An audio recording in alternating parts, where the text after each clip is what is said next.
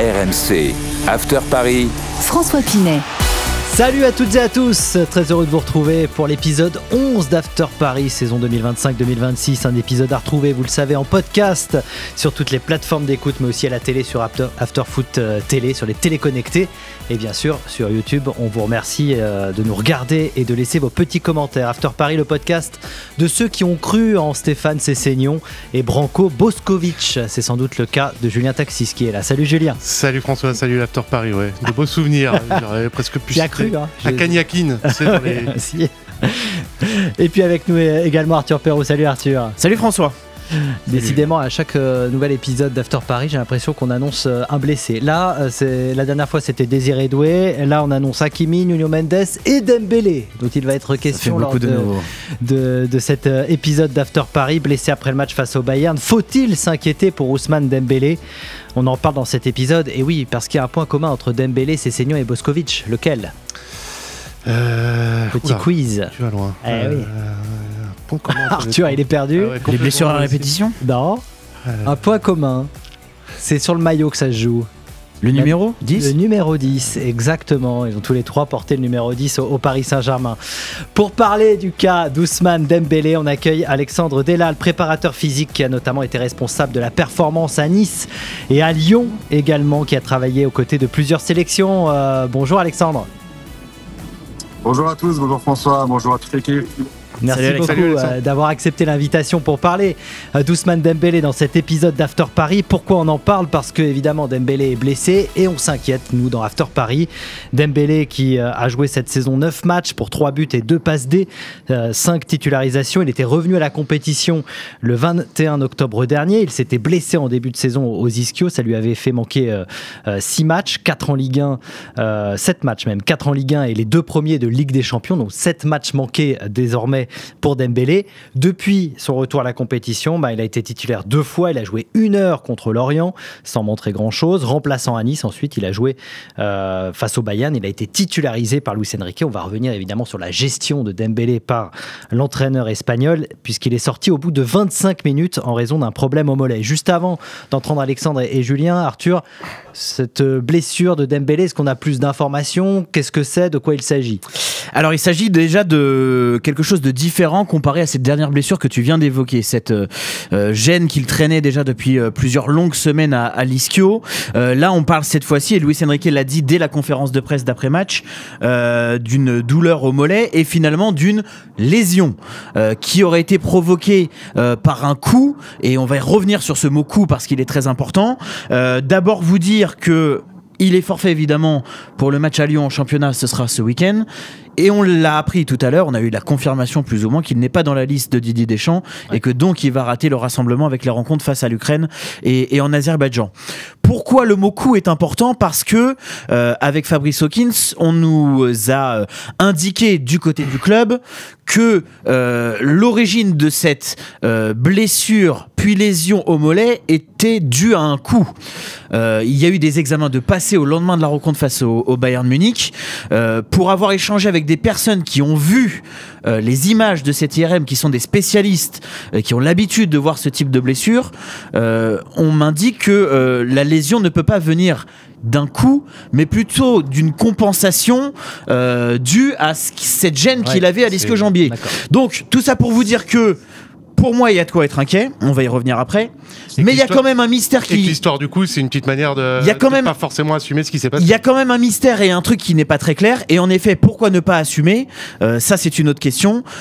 Pourquoi on parle plutôt d'un coup et que de l'autre, on nous explique que c'est plutôt de la compensation qui aurait provoqué cette lésion au mollet dont on parle aujourd'hui. Justement, puisqu'on est avec Alexandre Delal, préparateur physique, on peut tout de suite te poser la question, Alexandre, sur cette histoire de compensation. Est-ce que ça ressemble à ça ? Même si évidemment on n'est pas dans le secret médical, mais on entend beaucoup parler de compensation, de joueurs justement qui se blessent à un autre endroit par compensation. Est-ce que ça peut arriver ? Est-ce que ça peut être le cas ici ? Alors, ça peut arriver toujours quand on a une lésion musculaire et que on traîne aussi, on va dire, un état de fatigue de manière importante. On force peut-être un peu notre intégration au sein d'un groupe. On peut avoir cette compensation qui s'installe si on chante un peu on va dire les différentes étapes et le timing qui est normalement approprié. En l'occurrence, pour Ousmane, j'ai pas l'impression qu'ils ont été pas très précautionneux. Au contraire, il y a, on va dire, la première blessure, j'ai vu, c'était 44 jours d'arrêt. Là, la deuxième, c'est ce que janvier, il y a eu 4 jours d'arrêt. Ils ont fait attention, ils ont eu les éléments. Le staff médical du PSG est quand même vraiment à la pointe des connaissances, à la fois sur les diagnostics, sur les différentes technologies. Donc s'ils ont pris la décision de faire jouer Ousmane, c'est qu'il n'y avait pas de risque. Ils l'ont dit, ils l'ont redit, ils assument. Et je pense que Luis Enrique, il est plutôt dans la protection des joueurs que dans l'exposition quand il y a un risque. Rappelez-vous, l'année dernière avec Ousmane, il avait mis quand il y avait le match à Arsenal, il l'avait pas pris volontairement parce qu'il était en état de fatigue. Là, je pense que s'il devait le faire, il l'aurait fait. Bon, il y avait une histoire aussi. Il y avait un choix sportif aussi, pour Arsenal, une petite punition. Mais oui, il y avait juste un truc, Alexandre, pour être clair définitivement sur ce petit flou, est-ce que selon toi, un coup peut provoquer une lésion au mollet? Alors, un coup peut provoquer une lésion partout. On appelle ça on peut avoir des dilacérations également. Donc, c'est des lésions, on va dire musculaires, indirectes ou directes. Là, ce serait lié à un coup. C'est possible. On peut prendre un coup de crampon à une pointe de pied dans le mollet, ça fait très mal. Ça fait très mal. Ceux qui jouent au foot, quand vous faites des fives où il y a beaucoup de densité, c'est typiquement des coups qu'on peut prendre. Après, de là à provoquer une lésion, c'est plutôt rare. Mais c'est possible, effectivement. Les deux cas sont possibles. En fait, le coup, pour moi, il est entendable, clairement, et c'est pas une excuse. Mais par contre, la compensation, quand je regarde un peu son tableau clinique et des blessures, depuis le début de sa carrière, je vois aucune fois une blessure. Pour moi, il a toujours été blessé au quadriceps, au ischio. Et la première fois, je pense, entre guillemets, je ne crois pas trop. Pour moi, c'est vraiment, comme a dit peut-être à Luis Enrique, moi, je vais le croire, je vais croire le staff médical et ça peut exister. Ça peut. Voilà, alors effectivement sur cette gestion, Alexandre le disait, c'est vrai que les joueurs du Paris Saint-Germain, ils ont été quand même ultra protégés, on prenait aucun risque, c'est pour ça que c'est quand même assez surprenant, quasiment Julien, de le faire démarrer ce match contre le Bayern. Pour moi, il y a un flou et Alexandre ou Arthur pourront peut-être répondre et le dissiper en partie. Comment se prend cette décision à partir du moment où on a un joueur dont on connaît le tableau clinique et qui se blesse, qui se reblesse? Luis Enrique en conférence de presse fait un petit mea culpa en expliquant qu'avec son expérience, il doit savoir mieux gérer ce genre de situation. J'imagine que le staff médical donne des conseils, des indications, voire peut-être des ordres, et qu'après, Luis Enrique et Ousmane Dembélé discutent. Ousmane Dembélé, forcément, avec le Ballon d'Or, on l'imagine, veut revenir le plus rapidement possible.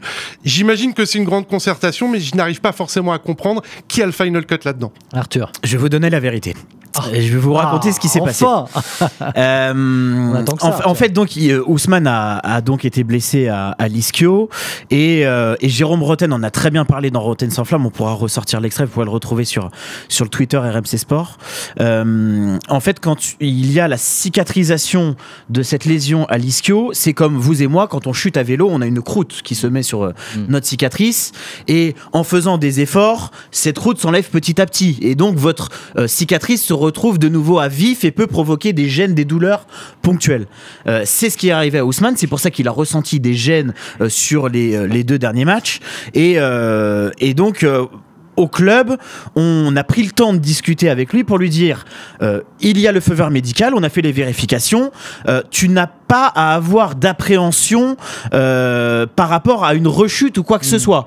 Il y a eu une discussion, ça je peux te le dire, Julien, il y a eu une discussion assez proche du match face au Bayern Munich où on a insisté et redit à Ousmane Dembélé, voilà, tu n'as pas de raison de t'inquiéter, tu peux y aller, tu peux forcer, il n'y aura pas de risque sur cette blessure à l'ischio-jambier, sur cette lésion-là. Évidemment, on ne parlait pas du reste. C'est pour ça que Luis Enrique a communiqué en disant que ça n'a rien à voir, cette blessure, avec celle aux ischios. Le dernier truc pour terminer qu'il faut savoir, c'est est-ce que Ousmane Dembélé voulait jouer ou non cette rencontre? C'est ça la question. Parce que c'est ça aussi la dernière volonté du joueur qui compte dans ces cas-là.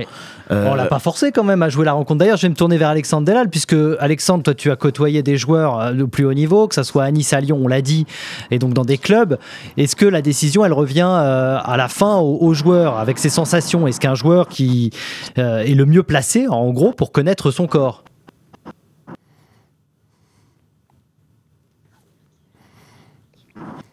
Alors, on va retrouver Alexandre Delal. Je ne sais pas si tu nous entends, Alexandre. Donc, je posais la question, est-ce que c'est au joueur de prendre la décision? Est-ce que c'est le joueur qui connaît mieux son corps? Bon, après, on retrouvera Alexandre un petit peu plus tard. Visiblement, on a un petit souci de connexion. C'est vrai que ça, c'est la grande question. C'est est-ce que Ousmane Dembélé a forcé? Ce qui est sûr, c'est quand on voit le corps d'Ousmane Dembélé, la façon dont il bouge sur le terrain, la façon dont il parle ensuite à Marquinhos, on sent un joueur qui est quand même... Il suffit de voir son visage en fait. Et c'est quand on le voit sortir, c'est de l'énervement, c'est vraiment visage marqué, de la colère presque, en rentrant directement très rapidement au vestiaire. Oui, il était. Alors, je pense on a retrouvé Alexandre Delal justement. Alexandre, on voulait avoir ton expertise sur cette histoire Dembélé. Peut-il prendre la décision de lui-même de jouer? Est-ce que c'est le joueur qui connaît mieux son corps finalement? Toi qui as côtoyé plein de joueurs de haut niveau.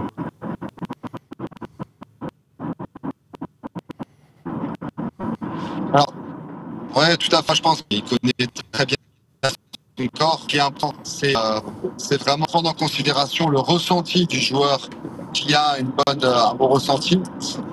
Maintenant, le staff médical, le staff performance ont tous à la fois sur les aspects cliniques, en termes de force au niveau des ischio-jambiers, en termes de data liés, par exemple, à son aptitude à pouvoir atteindre sa vitesse maximale, à répéter les efforts à haute intensité que nécessite un match comme celui contre le Bayern. C'est sûr que si le joueur a une crainte, c'est difficile. On sait l'importance de l'aspect mental quand on n'est pas serein et qu'on a peut-être une appréhension, et encore plus quand on a eu dans le passé des blessures à répétition. Ouais. Et lui, peut-être qu'il a la peur de retrouver un peu ce spectre-là de blessures à répétition. Peut-être que inconsciemment, mentalement, il l'avait en tête et que ça a pu peut-être l'impacter. Mais si c'est un coup, au final, ça remet pas du tout en question la qualité du choix du staff. Je pense qu'il faut vraiment être certain de ce qu'on dit. Si c'est pas un coup, on peut discuter. Si c'est effectivement un coup, vraiment, pour moi, on peut, voilà, il faut passer à part de ces éléments-là. C'est pas une erreur de gestion du joueur, effectivement, de la part du PSG. Je sais pas, pour moi, ça reste un choix à minima discutable. Encore une fois, quand on connaît le profil d'Ousmane, on a eu l'impression, en écoutant notamment à l'avant-match Vitinha, alors un petit peu moins Luis Enrique, mais qui avait cette volonté véritablement de le voir, de revoir le Ballon d'Or, parce que c'était le Bayern. Et mine de rien, j'ai envie de dire, avec Ousmane, depuis quelques semaines, il revient, il se reblesse, titulaire, pas titulaire. Honnêtement, j'ai l'impression, moi, c'est très présomptueux, mais là, moi, je le mettrai au frigo jusqu'au mois de janvier. Tu n'es pas le seul à penser ça, et d'ailleurs, je vous propose d'écouter un de nos consultants qui le connaît bien, c'est Benoît Costil, qui l'a côtoyé quand il a débuté au Stade Rennais. Benoît Costil, ancien gardien du Stade Rennais, qui s'inquiète également, forcément, pour Ousmane Dembélé. Écoutez, c'était dans Rotten sans flamme. Retour de blessure d'Ousmane Dembélé et ses 30 minutes à Leverkusen, à titre perso, j'ai jamais senti un joueur qui était en pleine confiance sur ses capacités physiques. On l'a souvent senti sur la retenue et on s'attendait tous à ce qu'il débute sur le banc. Et j'ai trouvé que il y avait un manque de précaution à l'égard d'Ousmane. Ousmane qui est un joueur qui a quand même des antécédents au niveau des blessures, que ça aurait été plus judicieux de le faire rentrer en cours de match, surtout sur un match à très haute intensité, un match de Ligue des Champions. Donc du coup, pourquoi j'incrimine aujourd'hui Luis Enrique, même si Luis Enrique a beaucoup de crédit, qu'on lui doit beaucoup, que le PSG lui doit beaucoup, et son travail il est fantastique à lui et son staff, c'est que je trouve juste qu'il y a eu un manque de précaution, surtout pour un joueur si important, avec autant d'antécédents de blessures. Voilà, c'est l'avis évidemment de Benoît Costil, notre consultant. On est sur un joueur particulier, vous l'avez dit, et d'ailleurs on va pouvoir voir pour ceux qui nous regardent sur YouTube et sur After Foot Télé, le nombre de blessures qu'il a connues dans sa carrière, et notamment ça s'est accéléré depuis qu'il est passé par le Barça. Il y a eu des années complètement noires, 38 matchs manqués par exemple entre 2019 et 2020 à cause des ischios et de déchirures musculaires. En 2021-2022, il manque 19 matchs, 17 matchs en 2022-2023, et ça allait mieux depuis son arrivée au PSG en 2023. Donc là, on est reparti peut-être sur un mauvais cycle avec 7 matchs déjà manqués cette saison. Je regardais 200 matchs manqués quand même avec le Barça. Alors, il y a beaucoup de choses qui se sont passées depuis. Une meilleure hygiène de vie, un meilleur contrôle global. Il est devenu papa aussi. Il est devenu papa, voilà, la famille, préparateur physique personnel. Et je lisais sur un papier web RMC Sport, je crois, une interview d'un autre préparateur physique ancien du Paris Saint-Germain, Alexandre Marle, que le corps, en quelque sorte, conservait les stigmates de...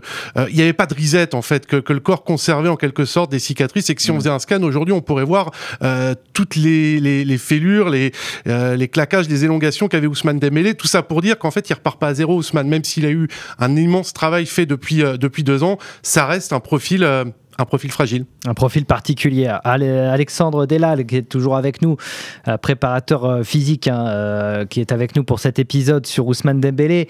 J'avais envie de te poser une dernière question concernant la préparation tronquée du PSG. On en a beaucoup parlé.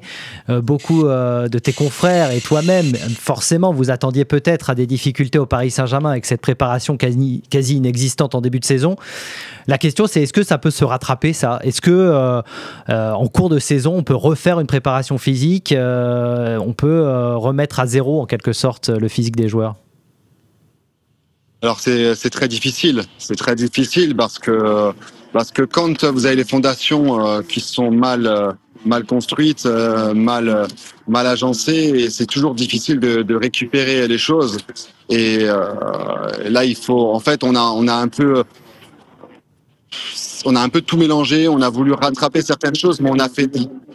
Je veux pas mal exprimer, mais le staff de Luis Enrique, ils étaient quand même, c'était difficile parce que vous avez terminé le 5 juillet, vous êtes dans l'obligation de leur laisser des vacances, vous reprenez très tôt par un match à très haute intensité. Ils n'ont pas pu avoir leurs 6 semaines classiques avec lesquelles il y a une montée en régime, on respecte tous les on va dire tous les fondements physiologiques qui nous permettent un peu de monter progressivement et d'avoir une sollicitation et une préparation qui va nous servir de base sur l'année. Donc, on va dire, ils ont essayé, je pense, de reproduire un petit peu toute cette préparation, mais c'était pas possible parce qu'il y avait quand même des matchs à enjeu. Voilà, ils avaient peut-être pas un effectif qui était assez important pour pouvoir faire souffler plus qu'ils voudraient, je pense, les joueurs. Et malheureusement, avec les échéances internationales, c'est dur. Ouais. C'est dur parce que les joueurs, ils sont systématiquement sollicités avec les trajets, les voyages, la pression de maintenir quand même une certaine intensité et d'être attendu sur tous les stades en tant que champion d'Europe. Ça a un impact mental qui peut aussi impacter les joueurs, hein, clairement. Clairement. Mais en termes de prépa, c'est difficile de rattraper. Ok, ben voilà, donc ça, forcément ça va s'enchaîner pour le Paris Saint-Germain. Il faudrait faire jouer peut-être l'équipe C ou l'équipe D pendant un moment. On va remercier Alexandre d'être passé. Merci beaucoup Alexandre et bon voyage. Salut Alexandre. À très bientôt sur RMC. Merci beaucoup dans After Paris, l'épisode qui continue. Hein. Vous restez avec nous bien sûr avec Julien et avec Arthur. On va continuer de parler du cas Ousmane Dembélé, du Ballon d'Or peut-être qui a eu un impact et qui a encore un impact, et puis de l'avenir d'Ousmane Dembélé au PSG. C'est dans un instant, vous restez avec nous, à tout de suite. After Paris, épisode 11, deuxième partie, toujours avec Julien Taxis et avec Arthur Perrault. On parle du cas Ousmane Dembélé. On a beaucoup parlé de sa blessure et c'est quand même dommage. On aurait aimé faire un épisode pour parler de ses buts et du Ballon d'Or. Ben, on va en parler quand même du Ballon d'Or, mais juste avant, je voudrais quand même qu'on se mette dans l'ambiance. Musique. Et Ousmane Ballon d'Or. Et Ousmane Ballon d'Or. Je vous attendais à chanter là. Ça fait presque un mois. Ça fait un moment qu'on l'a pas entendu en fait. Hein. Et c'est vrai que ça paraît loin. Ça paraît loin, mais la question toute simple que j'ai envie de vous poser, on a entendu Luis Enrique évidemment chanter cette chanson également, c'est est-ce que ça a un poids ce Ballon d'Or? Tu en parlais un petit peu, Forcément. Julien, en disant il faut absolument qu'il joue, il faut absolument que il prouve sur le terrain qu'il est le ballon d'or et on l'attend et ça lui met une pression peut-être supplémentaire. Forcément que ça a un poids, rappelez-vous de l'attente, notamment à Leverkusen, même je pense les fans allemands voulaient voir le ballon d'or. Alors bon, là il a de la chance sur ce match-là, il rentre, il marque, mais forcément que ce statut, c'est un nouveau statut qui est difficile à porter. Si l'on s'en tient juste au dernier ballon d'or, Rodri qui a quasiment pas joué ou pas rejoué depuis, certainement pas envie de vivre ou de revivre ça. Karim Benzema, alors c'était pas la même chose, mais fin de carrière, ça a été plus compliqué. Ensuite, il y a des ballons d'or dans l'histoire qui ont finalement touché le Graal à ce moment-là et qu'on a Michael Owen peut-être, je sais pas, j'en ai pas d'autres, mais forcément que pour lui c'est un poids de se dire je suis ballon d'or mais je joue pas, je le montre pas, je les traîne pas et je suis pas en train de prouver que j'ai eu, c'est normal que ça soit moi qui l'ai obtenu. Arthur. Je pense qu'il n'y a pas de poids en fait, et vraiment je me base sur du coup malheureusement le peu de ce qu'on a vu depuis son retour. Tu en parlais, son retour à Leverkusen, il entre en jeu, il marque. Donc sportivement ça fonctionne. Sur son entrée en jeu en fin de match contre Nice, où il faut mettre de la vitesse, où il faut accélérer, il accélère. Et tu penses pas que lui a vraiment envie de jouer et d'étraîner son ballon d'or, et que même du côté du club on a envie de montrer, d'afficher, de sortir son ballon d'or? Non, je sens pas que c'est la première raison en fait. Je sens que vraiment la première raison c'est on veut retrouver une force de frappe offensive en fait. On se réfugie pas derrière le ballon d'or. D'ailleurs Luis Enrique l'a dit, arrêtez de dire le ballon d'or c'est Ousmane Dembélé. Il l'a dit en veille de match à Leverkusen. Ce que je sous-entends, moi, c'est que c'est un même. facteur d'accélération dans les prises de décision, en fait. Que ça soit de la part d'Ousmane et peut-être franchement, du PSG. Et c'est purement du ressenti, hein, c'est pas de l'info. De mon ressenti, ça n'intervient pas dans ces décisions, vraiment. Et encore une fois, je pense que là, ils avaient besoin de lui, ils ont tout fait pour le mettre en avant de nouveau parce que offensivement, c'est compliqué, tout simplement. Et alors après, je l'ai ressenti dans les stades, alors ça, oui, il y a un engouement, mais de dingue. Ouais. Il y a un truc de dingue. Quand il arrive à l'échauffement, t'as envie, et le PSG a envie de surfer sur cet effet ballon d'or parce qu'il va, franchement, dans 2 mois, 2-3 mois, il se sera estompé. Je suis même pas sûr parce que, alors, sans doute qu'ils veulent surfer sur ça, oui, mais j'ai pas l'impression qu'encore une fois, c'est la première raison. Ouais. Mais je me mets à la place d'un Luis Campos, d'un Nasser Al-Khelaifi quand il est dans le stade, que son joueur arrive à peine à l'échauffement ou se lève à peine du banc. Je suis désolé, moi je l'ai ressenti dans le stade, mais c'est hallucinant. Il se passe quelque chose que je n'ai pas vécu avec un autre joueur au PSG depuis un bon moment, depuis Messi, Neymar. Là, les joueurs se mettent quasiment debout. T'as le chant qu'on vient d'entendre qui repart. Voilà, c'est le Messi, quoi. On a envie qu'il rentre sur le terrain tout de suite, là. Et qu'il fasse des performances. Oui. C'est peut-être ça, on est peut-être un peu trop pressé, puisque on l'a vu revenir, et on retrouve pas forcément le Dembélé flamboyant de la fin de saison dernière. Il n'est pas à 100%, qu'est-ce que tu veux dire de plus? Oui, on est exigeant, moi le premier, je suis exigeant. Voilà, c'est normal d'attendre beaucoup quand on a vu la saison qu'il a réalisée. D'ailleurs, si on regarde, évidemment, les stats qui lui ont permis de décrocher ce ballon d'or, c'est pas seulement sur les stats, puisqu'il y a évidemment le collectif du PSG derrière, mais avec ses 35 buts et 16 passes D, décisifs à chaque match de Ligue des Champions à partir de 8e de finale retour contre Liverpool. Bref, des stats de ballon d'or, mais la question, elle est cash peut-être, mais est-ce que le prime Dembélé, il est passé? Est-ce que c'était son prime? Et est-ce qu'à 28 ans, on peut se poser la question, est-ce qu'un jour on retrouvera ce Dembélé-là sur les terrains? Forcément que c'est une question qui se pose. Moi, c'est la crainte, mais j'ai envie de te dire, c'était avant même les blessures. Je vais me confesser, j'ai jamais été le plus grand fan d'Ousmane Dembélé, et ce qu'il a réalisé la saison dernière, d'une, je ne m'y attendais pas, de deux, je m'incline devant ce qu'a réussi à faire Luis Enrique Ousmane Dembélé, ce qu'a mis en œuvre aussi Ousmane Dembélé pour arriver là, le changement de poste. Il y a eu énormément de choses qui se sont agglomérées pour arriver à cette immense réussite à laquelle je ne croyais absolument pas. Je pense qu'on est beaucoup il y a encore un an et demi. Je pense que tout s'est bien enclenché. Ousmane Dembélé est aussi, et ça il l'a répété, au-delà d'être le ballon d'or du peuple, le ballon d'or d'un collectif. Et je ne vois pas Ousmane Dembélé, mais je mets même de côté toutes les blessures qu'il rencontre depuis 2-3 mois. Je ne vois pas Ousmane Dembélé réaliser. Alors là, forcément, elle est tronquée la même saison. Mais pour répondre à ta question, oui, je pense qu'on a vu le prime d'Ousmane Dembélé. En fait, ta question retouche au débat. Est-ce qu'on a vu le meilleur et que maintenant le pire reste à venir? En fait, moi, ce qui m'inquiète vraiment, c'est que pour échanger avec son entourage, c'est que en mettant en place tout ce qu'il a mis en place, en ayant vécu cette saison dernière sans pépin et encore une fois en ayant une rigueur hallucinante. Lui ne fait pas 3 siestes par jour comme Désiré Doué, mais on n'en est pas loin quand même. Et moi, ce qui m'inquiète, c'est que en mettant tout ça en place, on revient dans cette spirale négative des blessures qui le rappelle à ce qu'il a connu au Barça. À l'époque, c'était pas la même structure autour de lui. Encore une fois, il aimait bien dormir aussi à l'époque au Barça. Donc, il loupait les. Moi, vraiment, ce qui m'inquiète, c'est en mettant tout ça en place, en faisant le maximum avec la gestion du staff, le nutritionniste, le préparateur physique, la précaution. En fait, il y a des pépins qui vont s'enchaîner et qui s'enchaînent aujourd'hui.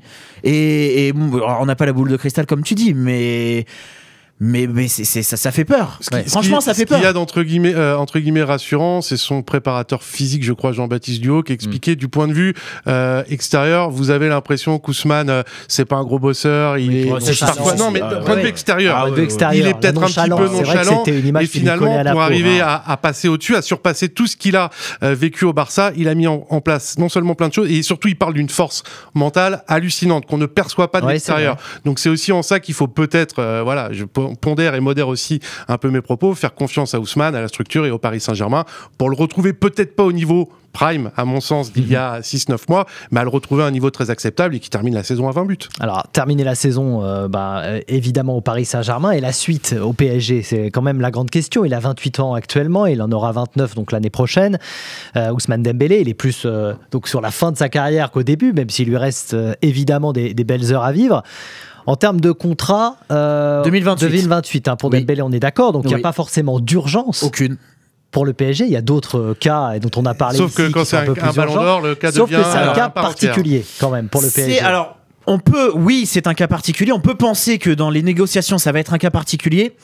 Mais en fait, ça ne va pas en être un. Je vais t'expliquer pourquoi. On reparle de Leverkusen. J'ai eu une discussion avec quelqu'un du Paris Saint-Germain là-bas au moment de l'entraînement. On vient de voir les images. En fait, le Paris Saint-Germain a un fonctionnement, et vous l'avez vu, de renégocier des contrats par groupe. Les prolongations sont annoncées par groupe. Pourquoi le Paris Saint-Germain fait ça? Avant de revenir à Ousmane, c'est... entre guillemets, c'est du politiquement correct. C'est pour garder une nouvelle fois ce collectif plus fort que tout, pour éviter qu'il n'y ait pas de cas à part d'exception faite, pour éviter de braquer les uns ou les autres. On met à l'abri les égos, entre guillemets. Ousmane, la question se pose, parce que lui demande une revalorisation due à ses performances et à son ballon d'or. Je pense que ça le mérite, mais ça, chacun se fera son avis. Aujourd'hui, il touche, on va arrondir, environ 1,5 million, je pense, brut. Par mois. C'est de l'ordre la prolongation, l'augmentation salariale. C'est une grosse augmentation demandée. C'est une grosse augmentation. C'est une grosse augmentation. Je pense qu'on n'est pas loin du double. Je pense que c'est une grosse augmentation. Est-ce que le PSG est prêt justement désormais En fait, on en revient. On a eu ce débat 20 000 fois avec Julien. Changer presque de politique. Le temps d'avant est terminé. Voilà. Est-ce qu'on revient au temps d'avant? Non, on l'a vu cet été avec Donnarumma. Là, je donne mon avis, c'est du ressenti encore une fois. Non, et puis c'est dur ce que je vais dire, mais Ousmane, il a 28 ans, il vient d'avoir son prime, mais une séquence très compliquée derrière. Est-ce que le Paris Saint-Germain doit faire, entre guillemets, all-in et doubler et revenir à finalement des standards et des montants, des salaires annuels qui se rapprochent de ce que l'on a connu avec l'ère Mbappé, Neymar, Messi, rogner sur son nouvel état d'esprit et puis repartir dans un contrat longue durée avec un joueur qui va avoir 28, 29 ans. Moi, si tu me dis aujourd'hui, Ousmane, quitte le Paris Saint-Germain et tu vas chercher dans peut-être 2 ans.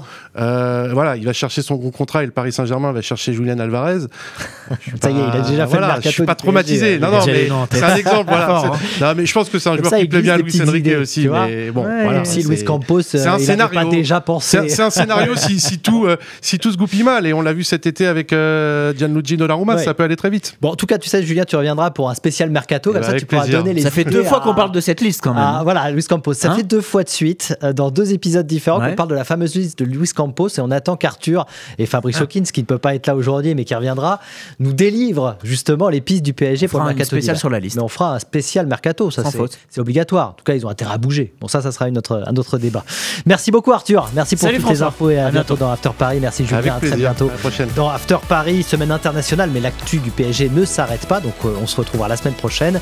Et donc en attendant, vous pouvez commenter, liker, donner une note à cet épisode. Puis n'oubliez pas de vous abonner, que ce soit sur YouTube ou bien sûr sur le podcast pour ne rien rater. À bientôt. Ciao. RMC After Paris.